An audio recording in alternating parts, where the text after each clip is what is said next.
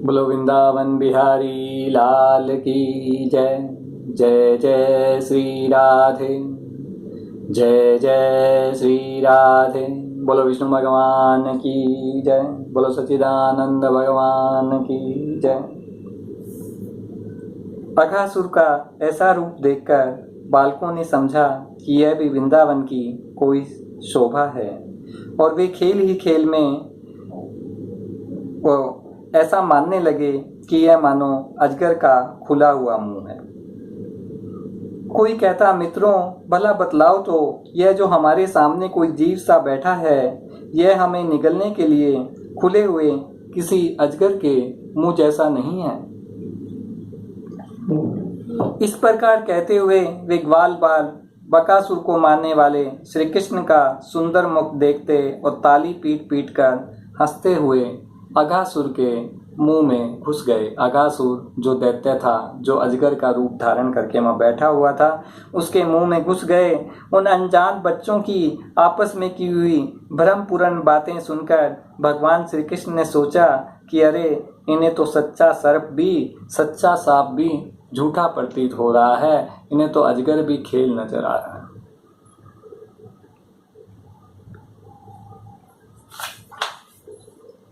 परीक्षित भगवान श्री कृष्ण जान गए कि यह राक्षस है, भला उनसे क्या छिपा रहता। वे सोचने लगे कि अब मुझे क्या करना चाहिए, ऐसा कौन सा उपाय है जिससे इस दुष्ट की मृत्यु हो जाए और इन सन स्वभाव भोले भाले बालकों की हत्या भी न हो। ये दोनों काम कैसे हो सकते हैं? वे अपना कर्तव्य निश्चय करके समय उसके मुंह में घुस गए। उस समय बादलों में छिपे हुए देवता भयवश हाय हाय पुकार उठे और अघासुर के हितैषी कंस आदि राक्षस हर्ष प्रकट करने लगे। बादलों में जो देवता छिपे हुए थे वो हाय हाय करने लगे, और कंस के जो हितैषी दूसरे राक्षस थे वो हर्ष प्रकट करने लगे, खुश हो गए।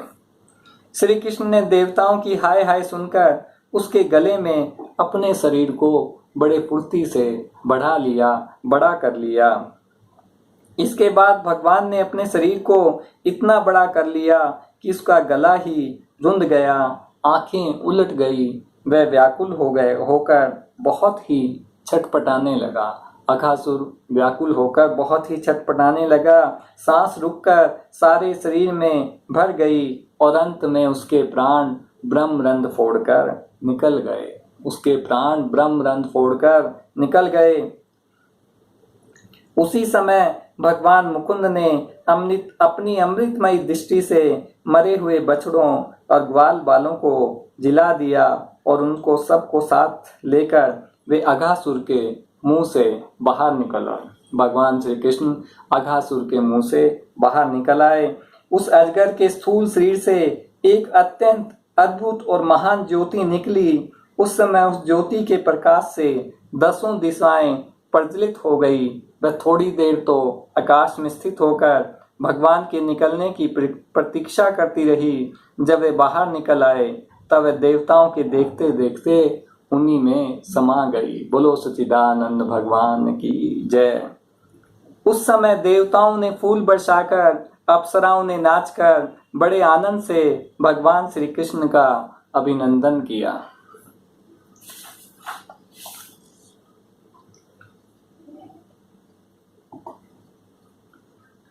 श्री कृष्ण अपने सभी ग्वाल बालों को यमुना के पुलिन पर ले आए और उनसे कहने लगे, मेरे प्यारे मित्रों, यह यमुना जी का पुलिन अत्यंत रमणीय है। देखो तो सही, यहाँ की बालू कितनी कोमल और स्वच्छ है। अब हम लोगों को यहाँ भोजन कर लेना चाहिए। ग्वाल बालों ने एक स्वर में कहा, ठीक है। उन्होंने बछड़ों को पानी पिलाकर हरी हरी घास में छोड़ दिया और अपने अपने छींके खोल कर भगवान के साथ बड़े आनंद से भोजन करने लगे। सबके बीच में भगवान श्री कृष्ण बैठ गए। इस प्रकार भोजन करते करते ग्वाल बाल भगवान की इस रसमयी लीला में तन्मय हो गए। उसी समय उनके बछड़े हरी हरी घास के लालच से घोर जंगल में बड़ी दूर निकल गए उन्हें भोजन करते हुए पता ही न चला। जब ग्वाल बालों का ध्यान उस ओर गया तब तो वे भयभीत हो गए। उस समय अपने भक्तों का भय भगा देने वाले भगवान श्री कृष्ण ने कहा, मेरे प्यारे मित्रों, तुम भोजन करना बंद मत करना। तुम भोजन करना बंद मत करो, मैं अभी बछड़ों को लिए आता हूँ। ग्वाल बालों से इस प्रकार कहकर भगवान श्री कृष्ण हाथ में दही भात का कोर लिए पहाड़ों में, कंदराओं में, अन्य भयंकर स्थानों में, गुफाओं में अपने तथा साथियों के बछड़ों को ढूंढने चल दिए। परीक्षित, ब्रह्मा जी पहले से ही आकाश में उपस्थित थे। प्रभु के प्रभाव से अघासुर का मोक्ष देखकर उन्हें बड़ा आश्चर्य हुआ। उन्होंने सोचा कि लीला से मनुष्य बालक बने हुए भगवान श्री कृष्ण कोई और मनोहर महिमा में लीला देखनी चाहिए। ऐसा सोचकर उन्होंने पहले तो बछड़ों को और भगवान श्री कृष्ण के चले जाने पर ग्वाल बालों को भी अन्यत्र ले जाकर रख दिया, छुपा दिया और समय अंतर्धान हो गए। ब्रह्मा जी ने बछड़ों को पहले छुपा दिया, फिर जब कृष्ण भगवान बछड़ों को खोजने गए तो ग्वाल बालों को भी अन्य जगह ले जाकर रख दिया और समय अंतर्धान हो गए। भगवान श्री कृष्ण बछड़े न मिलने पर यमुना जी की पलिन पर लौट आए, परंतु यह क्या देखते हैं, ग्वाल बाल भी नहीं है। ये क्या देखते हैं कि ग्वाल बाल भी नहीं है। तब उन्होंने वन में घूम घूम कर चारों ओर उन्हें ढूंढा, परंतु जब ग्वाल बाल और बछड़े कहीं नहीं मिले तब वे तुरंत जान गए कि यह सब ब्रह्मा जी का किया हुआ है। वे तो सारे विश्व के एकमात्र ज्ञाता हैं, भगवान सर्व समर्थ हैं। वे ब्रह्मा जी के चुराए हुए ग्वाल बाल और बछड़ों को ला सकते थे, किंतु इससे ब्रह्मा जी का मोह दूर न होता और भगवान की उस दिव्य माया का ईश्वर न देख सकते जिसने उनके विश्वकर्ता होने के अभिमान को नष्ट किया। इसलिए भगवान उन्हीं ग्वाल और बाल बछड़ों को न लाकर समय ही वैसे एवं उतने ही ग्वाल बाल और बछड़े बन गए। भगवान ने अपने को ही ग्वाल बाल भी बना लिया और बछड़े भी बना लिए। जिस प्रकार वे खाते पीते और चलते थे, ठीक वैसे ही उतने ही रूपों में सर्वस्व रूप भगवान श्री कृष्ण प्रकट हो गए। उस समय यह संपूर्ण जगत विष्णु रूप है। यह वेद वाणी मानो मूर्तिमती होकर प्रकट हो गई, क्योंकि भगवान विष्णु सब ग्वाल बाल और बछड़ों में प्रकट हो गए थे, तो ऐसा लगने लगा कि यह सारा जगत विष्णु रूप है। यह वेद वाणी ही की मूर्ति प्रकट हो गई। सर्वात्मा भगवान समय ही बछड़े बन गए, समय ही ग्वाल बाल।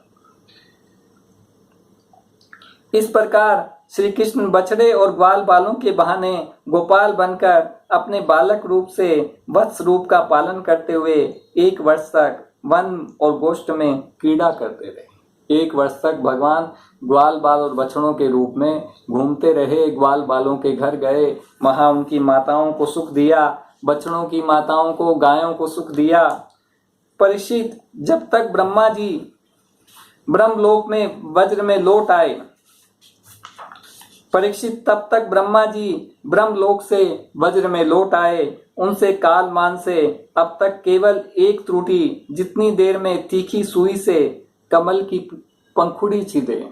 बोले ब्रह्मा जी की वह एक त्रुटि थी, जितनी देर में कमल की पंखुड़ी से सुई से समय व्यतीत हुआ था। उन्होंने देखा कि श्री कृष्ण ग्वाल बाल और बछड़ों के साथ 1 साल से पहले की भांति क्रीड़ा कर रहे हैं।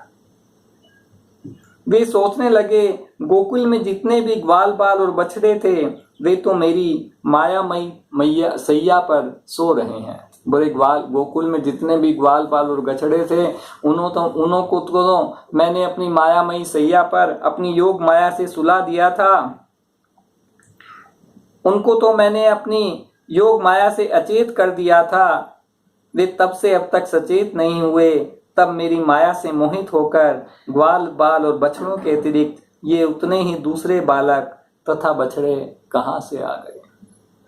बोले उतने ही बछड़े और उतने बालक कहाँ से आ गए जो 1 साल से भगवान के साथ खेल रहे हैं। ब्रह्मा जी ने दोनों स्थानों पर को देखा तो बहुत देर तक ध्यान करके अपनी ज्ञान दृष्टि से उनका रहस्य खोलना चाहा, परंतु उन दोनों में कौन से पहले के ग्वाल बाल हैं, कौन से पीछे बना लिए गए हैं, इनमें कौन सच्चे हैं, कौन बनावटी, ये बात वे किसी प्रकार समझ न सके कि इन ग्वाल बाल बछड़ों में कौन से सच्चे हैं और कौन से बनावटी, ये वे किसी प्रकार समझ न सके। ब्रह्मा जी विचार ही कर रहे थे कि उनके देखते देखते उसी सन सभी ग्वाल बाल और बछड़े श्री कृष्ण के रूप में दिखाई पड़ने लगे। बोलो कृष्ण भगवान की जय। सबके सब सजल जलधर के समान श्याम वरण पीतांबरधारी, शंख चक्र गदा पद से युक्त चतुर्भुज, सबके सिर पर मुकुट, कानों में कुंडल, कंठों में मनोहर हार तथा वनमालाएं शोभामान हो रही थी। सब भगवान कृष्ण ही नजर आ रहे थे। ब्रह्मा जी ने यह भी देखा कि उन्हीं के जैसे दूसरे ब्रह्मा से लेकर तृण तक सभी चराचर जीव मूर्तिमान होकर नाचते गाजते अनेक प्रकार की पूजा सामग्री से अलग अलग भगवान के उन सब रूपों की उपासना कर रहे हैं। ब्रह्मा जी ने सारा जगत वहां देखा। उन्हें अलग अलग अणिमा महिमा आदि सिद्धियां, माया विद्या आदि विभूतियां, महत्व तत्व आदि 24 तत्व चारों ओर से घेरे हुए हैं। भगवान श्री कृष्ण को महत्व तत्व आदि 24 तत्व चारों ओर से घेरे हुए हैं। इस प्रकार ब्रह्मा जी ने एक साथ ही देखा कि वे सब के सब उन पर ब्रह्म परमात्मा श्री कृष्ण के ही स्वरूप हैं और उनके प्रकाश से ये सारा चराचर जगत प्रकाशित हो रहा है। ये अत्यंत आश्चर्यमय दृश्य देखकर ब्रह्मा जी तो चकित रह गए। उनकी 11 इंद्रियां, 5 कर्मेंद्रियां, 5 ज्ञान इंद्रियां और 1 मन स्तब्ध रह गई। वे भगवान से के तेज से निस्तेज होकर मौन हो गए। भगवान का स्वरूप तर्क से परे है, उसकी महिमा असाधारण है। वह समय प्रकाश आनंद स्वरूप और माया से अतीत है। भगवान समय प्रकाश आनंद स्वरूप और माया से अतीत हैं। यद्यपि ब्रह्मा जी समस्त विद्याओं के अधिपति हैं, तथापि भगवान के दिव्य स्वरूप को वे तनिक भी न समझ सके कि यह क्या है। यहाँ तक कि वे भगवान के महिमामय रूपों को देखने में भी असमर्थ हो गए। उनकी आंखें मुंद गई। भगवान श्री कृष्ण ने ब्रह्मा के इस मोह और असमर्थता को जानकर बिना किसी प्रयास के तुरंत ही अपनी माया का पर्दा हटा दिया। इससे ब्रह्मा जी को ब्रह्म ज्ञान हुआ। वे मानो मरकर फिर जी उठे। तब कहीं उन्हें अपना यह शरीर और यह जगत दिखाई पड़ा। फिर ब्रह्मा जी जब चारों ओर देखने लगे, तब पहले दिशाएं, उसके बाद तुरंत ही उनके सामने वृंदावन दिखाई पड़ा। वृंदावन सबके लिए एक सा प्यारा है। ब्रह्मा जी ने वृंदावन का दर्शन करने के बाद देखा कि आदित्य पर ब्रह्म गोप वंश के बालक का सा नाट्य कर रहा है। आदित्य पर ब्रह्म गोप वंश के बालक का सा नाट्य कर रहा है। एक होने पर भी उसके सखा हैं, अनंत होने पर भी वह इधर उधर घूम रहा है। बोले भगवान अनंत हैं, फिर भी वह इधर उधर घूम रहा है। उनका ज्ञान अगाध होने पर भी वह अपने ग्वाल बाल और बछड़ों को ढूंढ रहा है। ब्रह्मा जी ने देखा कि जैसे भगवान श्री कृष्ण पहले अपने हाथ में दही भात का खोल लिए उन्हें ढूंढ रहे थे, वैसे ही अब भी अकेले ही उनकी खोज में लगे हुए हैं। ग्वाल बालों और बछड़ों की खोज में वैसे ही दही भात का खोल लिए हुए लगे हुए हैं।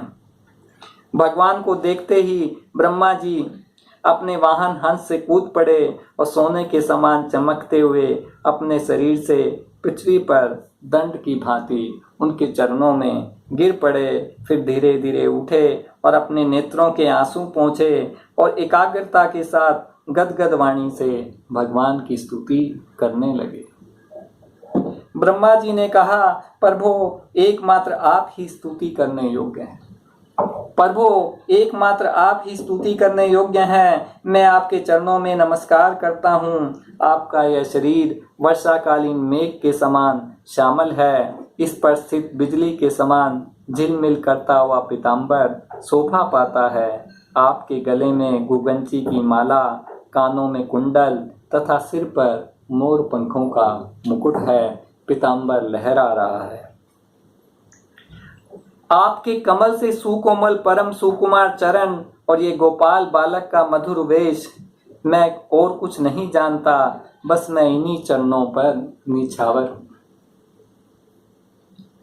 जो लोग ज्ञान के लिए प्रयत्न न करके अपने स्थान में ही स्थित रहकर केवल सत्संग करते हैं और आपके प्रेमी संत पुरुषों के द्वारा गाई हुई आपकी लीला कथा का जो उन लोगों के पास रहने से अपने आप सुनने को मिलती है, शरीर, वाणी और मन से विनयवत होकर सेवन करते हैं, यहाँ तक कि उसे ही अपना जीवन बना लेते हैं, उसके बिना जी भी नहीं सकते। पर वो यद्यपि आप पर त्रिलोकी में कोई कभी विजय नहीं प्राप्त कर सकता, फिर भी वे आप पर विजय कर लेते हैं, विजय पा लेते हैं।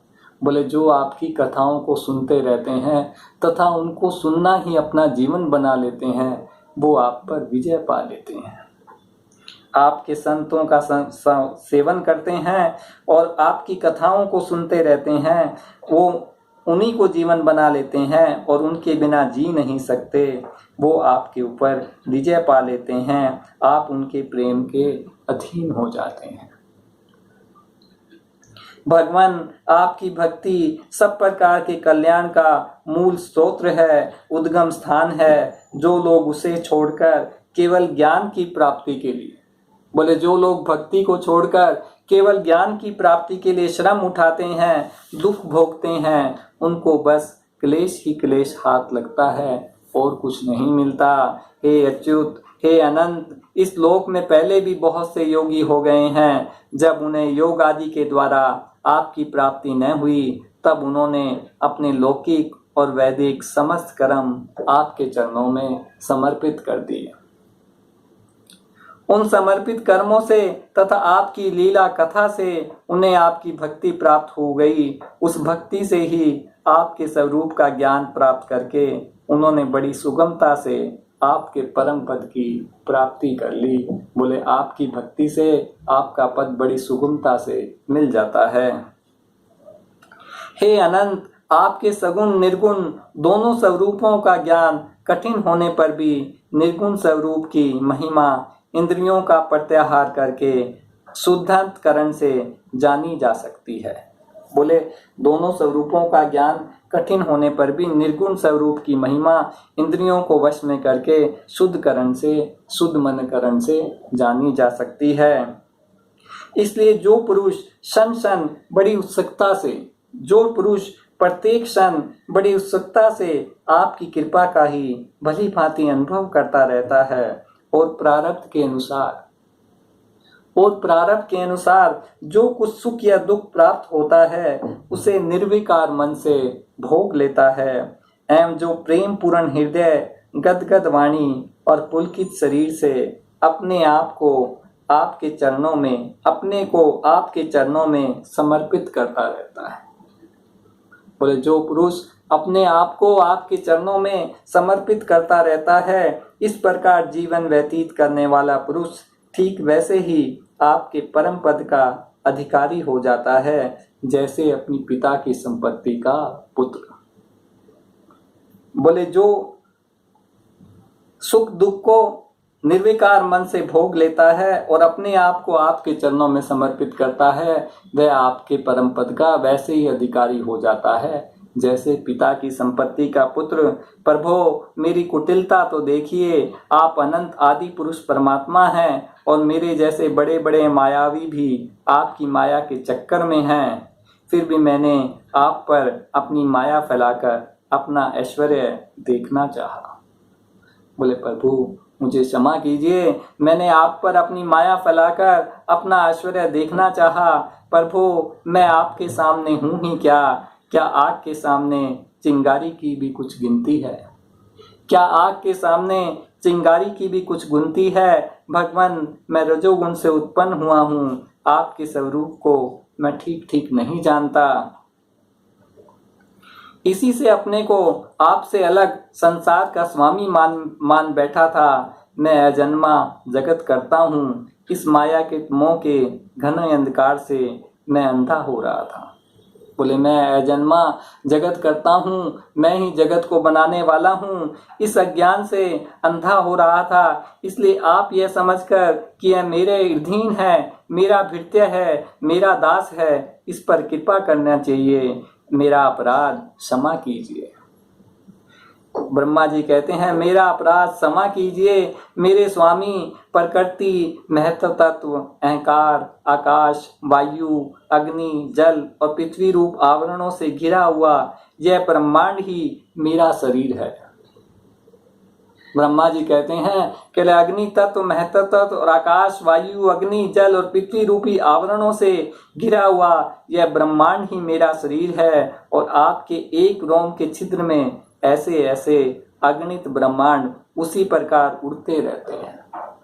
बोले, आपके रोम रोम के एक छिद्र में ऐसे अगणित ब्रह्मांड उसी प्रकार उड़ते रहते हैं जैसे झरोखे के जाली में से आने वाली सूर्य की किरणों में रज के छोटे छोटे परमाणु उड़ते हुए दिखाई देते हैं।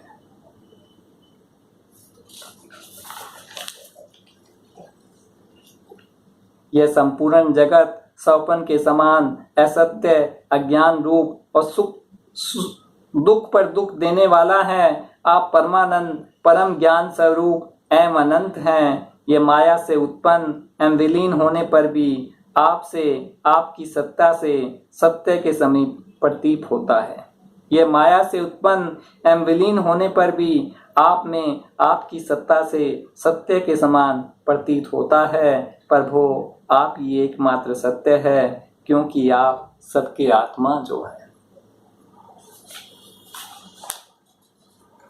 भगवान, कितने आश्चर्य की बात है कि आप हैं अपने आत्मा, पर लोग आपको पराया मानते हैं और शरीर आदि हैं पराए, किंतु उनको आत्मा मान बैठते हैं। बोले, ये आश्चर्य की बात है कि आप तो अपने हैं, शरीर में आप विद्यमान हैं, फिर भी मनुष्य जो है आपको पराया मानकर शरीर को ही आत्मा समझ बैठता है, आत्मा मान बैठते हैं, और इसके बाद आपको कहीं अलग ढूंढने लगते हैं। भला अज्ञानी जीवों का ये कितना बड़ा अज्ञान है। बोले, इसके बाद आपको बाहर ढूंढने लगते हैं, यह अज्ञानी जीवों का कितना बड़ा अज्ञान है। हे अनंत, आप तो सबके अंतःकरण में ही विराजमान हैं, इसलिए संत लोग आपके अतिरिक्त जो कुछ प्रतीत हो रहा है उसका परित्याग करते हुए अपने भीतर ही आपको ढूंढते रहते हैं। बोले, संत लोग इसलिए बाहर जो कुछ हो रहा है उसका परित्याग करके अपने भीतर ही आपको ढूंढते हैं। अपने भक्त जनों के हृदय में समय स्फुरित होने वाले भगवान, समय प्रकट होने वाले भगवान, आपके ज्ञान का स्वरूप और महिमा ऐसी ही है कि उससे अज्ञान कल्पित जगत का नाश हो जाता है। बोले, उससे ज्ञान कल्पित जगत का नाश हो जाता है। फिर भी जो पुरुष आपके युगल चरण कमलों का तनिक सा भी कृपा प्रसाद प्राप्त कर लेता है, उससे अनुग्रहित हो जाता है, वही आपकी सच्चिदानंदमयी महिमा का तत्व जान सकता है। बोले, जो आपकी कृपा प्रसाद पा लेता है वही आपकी महिमा जान सकता है। दूसरा कोई भी ज्ञान, वैराग्य आदि साधन रूप अपने प्रयत्न से बहुत काल तक कितना भी अनुसंधान करता रहे, वह आपकी महिमा का यथार्थ ज्ञान नहीं प्राप्त कर सकता। बोले, आपकी कृपा के बिना, आपकी भक्ति के बिना आपकी महिमा का यथार्थ ज्ञान नहीं प्राप्त कर सकता। इसलिए भगवान, मुझे इस जन्म में, दूसरे जन्म में, ब्रह्मा जी कहते हैं, प्रभु, इसलिए मुझे इस जन्म में, दूसरे जन्म में अथवा किसी पक्षी आदि के जन्म में भी ऐसा सौभाग्य प्राप्त हो कि मैं आपके दासों में से कोई एक दास हो जाऊं। बोले प्रभु ऐसी कृपा प्राप्त हो कि मैं आपके दासों में से कोई एक दास हो जाऊं और फिर आपके चरण कमलों की सेवा करूं। प्रभु इस व्रज भूमि के किसी वन में, विशेष करके गोकुल में किसी भी योनि में जन्म हो जाए, यही हमारे लिए बड़े सौभाग्य की बात होगी। बोले इस गोकुल में, व्रज भूमि में, किसी भी योनि में, पशु पक्षी किसी भी योनि में मेरा जन्म हो जाए, यह बड़े सौभाग्य की बात होगी, क्योंकि यहाँ जन्म हो जाने पर आपके किसी न किसी प्रेमी के चरणों की धूली अपने ऊपर पड़ ही जाएगी। बोले यहाँ जन्म होने से आपके प्रेमी की चरणों की धूली अपने आप पड़ ही जाएगी। प्रभु आपके प्रेमी व्रजवासियों का संपूर्ण जीवन आपका ही जीवन है, आप ही उनके जीवन के एकमात्र सर्वस्व हैं, आप ही उनके जीवन के सब कुछ हैं। इसलिए उनके चरणों की धूली मिलना आपके ही चरणों की धूली मिलना है। बोले इसलिए आपके भक्तों के चरणों की धूली मिलना आपकी ही चरणों की धूली मिलना है। और आपके चरणों की धूली को तो सुरतियां भी अनादिकाल से अभी तक ढूंढ रही हैं। बोले वेद की सुरतियां भी अनादिकाल से आपके चरणों की धूली को ढूंढ रही है। मेरे स्वामी, मुझे कहने की आवश्यकता नहीं, जो लोग आपकी महिमा जानते हैं वे जानते रहें। मेरा मन और वाणी और शरीर तो आपकी महिमा जानने में समर्था असमर्थ है। बोले प्रभु जो आपकी महिमा जानते हैं वो जानते रहें। ब्रह्मा जी कहते हैं मेरा शरीर और वाणी तो आपकी महिमा जानने में असमर्थ है। सच्चिदानंद स्वरूप श्री कृष्ण आप सबके साक्षी हैं, इसलिए आप सब कुछ जानते हैं। आप समस्त जगत के स्वामी हैं, यह संपूर्ण प्रपंच आप में ही स्थित है। बोले जो सारा जगत है आप में ही स्थित है, आप में मैं हूँ और क्या कहूँ, आपसे मैं हूँ। बोले मैं आपसे हूँ और क्या कहूँ। अब आप मुझे स्वीकार कीजिए, मुझे अपने लोक में जाने की आज्ञा दीजिए। सुखदेव जी कहते हैं परीक्षित, संसार के रचयिता ब्रह्मा जी ने इस प्रकार भगवान श्री कृष्ण की स्तुति की। इसके बाद उन्होंने 3 बार परिक्रमा करके चरणों में प्रणाम किया और फिर अपने गंतव्य स्थान सत्यलोक में चले गए। भगवान श्री कृष्ण ने ब्रह्मा जी को विदा कर दिया और बछड़ों को लेकर यमुना जी के पुलिन पर आए, जहां वे अपने सखा ग्वाल बालों को पहले छोड़ गए थे। परीक्षित अपने जीवन सर्वस्व प्राण वल्लभ श्री कृष्ण के वियोग में यद्यपि 1 वर्ष बीत गया था, तथापि इन ग्वाल बालों को वह समय आधे क्षण के समान जान पड़ा। योग माया के प्रभाव से क्यों न हो, वे भगवान की विश्व मोहिनी योग माया से मोहित जो हो गए थे। जगत के सभी जीव उसी माया से मोहित होकर शास्त्र और आचार्यों के बार बार समझाने पर भी अपनी आत्मा को निरंतर भूले हुए हैं। वास्तव में उस माया की ऐसी शक्ति है, भला उससे मोहित होकर जीव यहाँ क्या क्या नहीं भूल जाते हैं। परीक्षित, भगवान श्री कृष्ण को देखते ही ग्वाल बालों ने बड़ी उतावली से कहा, भाई तुम भले आए, भाई तुम भले आए, स्वागत है, स्वागत है। अभी तो हमने तुम्हारे बिना एक कोर भी नहीं खाया, अभी तो हमने तुम्हारे बिना एक कोर भी नहीं खाया। आओ इधर आओ, आनंद से भोजन करो, हमारे साथ बैठकर आनंद से भोजन करो। बोलो सच्चिदानंद भगवान की जय। आज इतना ही। कल हम लोग धेनुकासुर का उद्धार और कालिया नाग की कथा पढ़ेंगे। बोलो विष्णु भगवान की जय। श्रीमन्नारायण नारायण नारायण, भजमन नारायण नारायण नारायण, श्रीमन्नारायण नारायण नारायण, भजमन नारायण नारायण नारायण, गोविंद नारायण नारायण नारायण, गोविंद नारायण नारायण नारायण, गोपाल नारायण नारायण नारायण, श्रीमन नारायण नारायण नारायण, भज मन नारायण नारायण नारायण, गोविंद नारायण नारायण नारायण, गोपाल नारायण नारायण नारायण, श्रीमन नारायण नारायण नारायण, भज मन नारायण नारायण नारायण। बोलो सच्चिदानंद भगवान की जय, बोलो विष्णु भगवान की जय, बोलो वृंदावन बिहारी लाल की जय। जय जय श्री राधे, जय जय श्री राधे।